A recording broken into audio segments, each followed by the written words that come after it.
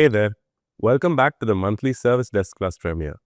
This March, we've rolled out quite a few updates and enhancements to the cloud version of ServiceDesk Plus. Let's quickly unpack them for you within this short video. Picking up where we left off last month, we're happy to announce the general availability of powerful new CMDB enhancements.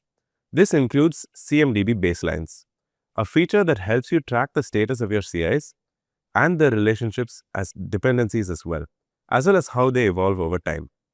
This helps you spot deviations from expected CI behavior.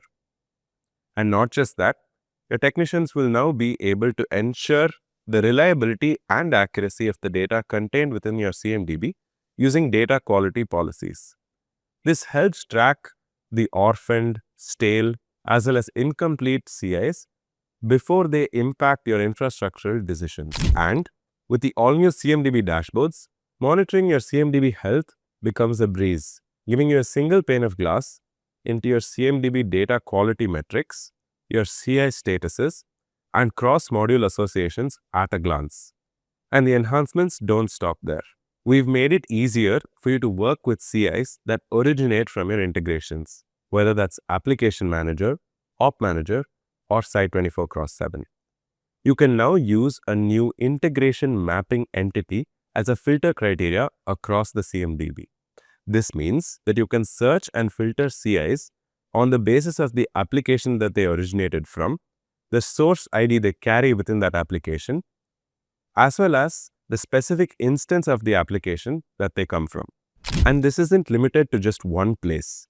You can use this integration-based filtering criteria across the following features within the application. So, if you're ever needed to build a report scoped out to CIs, synced specifically from a particular Applications Manager instance, or configure a trigger that is only set to CIs that are synced from Site 24x7, then you now have a clean and native way to do that. Next up, we've introduced 𝐫𝐞𝐞 cluster analysis, an intelligent incident clustering capability which helps your IT teams spot patterns and group similar incidents. This feature uses predictive ML algorithms to spot patterns and LLMs to provide AI insights, such as the title and description for the incident clusters. Administrators can set up multiple clustering configurations by defining filter criteria, selecting the fields according to which the clustering should take place, and up to 4 notifications when specific thresholds are met. In a significant expansion of our platform capabilities, ServiceDesk Plus now supports timers for assets and custom modules. If you're not already aware, timers help you set up automations that are executed following a preset time delay or during a specific time frame. We've also introduced the release scheduler, similar to the change scheduler. This feature helps you display a weekly or monthly calendar that helps you track your planned releases as well as their associated changes, grouped by the basis of their type and color-coded. This also maps matching or conflicting change freeze windows as well. Speaking of changes, you can now link changes with an inherent parent-child relationship. So you can now link changes that form a part of a broader change with a concurrent goal as child changes within a parent change. We've also made some minor quality of life improvements. In incident and service request workflows, checklists are now available as an action node. Triggers can now be configured using checklists. When checklists are edited, created, or deleted, triggers can be configured. Not just that, checklist items can serve as a criteria for triggers as well.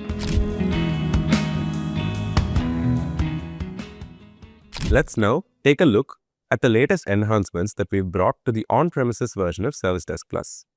We've recently rolled out version 15.250 for the on-premises version.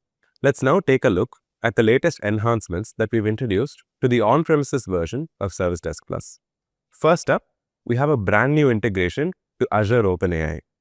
In addition to ChatGPT, you can now power your service desk operations with Azure OpenAI, whether that's predicting approvals, summarizing requests, suggesting solutions, or generating post-incident reviews. Azure OpenAI can be used to power these features. Next, we made some quality of life improvements to the UI. These changes help make the experience more consistent and seamless across modules. If you haven't already, it's definitely worth checking out for yourself. That's all from us for this month. We'll see you in the next one. Thank you.